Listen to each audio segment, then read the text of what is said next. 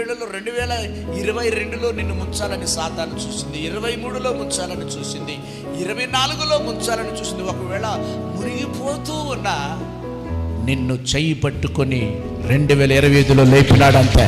రాసి పెట్టుకో.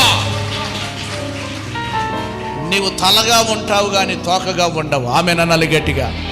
నువ్వు పైదానిగా పైవాడిగా ఉంటావు కానీ కింద దానిగా కిందవాడిగా ఉండవు. హల్లెలూయా.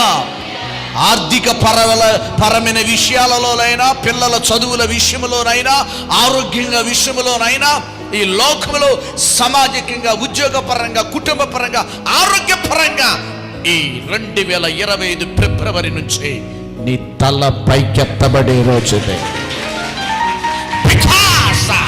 డాక్టర్లు అంటారు నీ రోగం దీర్ఘకాలికంగా ఉంటుందని అంటూ ఉండొచ్చు.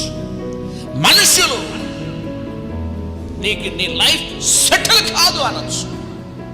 నా ప్రియ దేవుని బిడ్డలారా, నా యేసయ్య తల్లి గర్భములో ఉన్నప్పుడే నిన్ను నిర్మించినవాడు.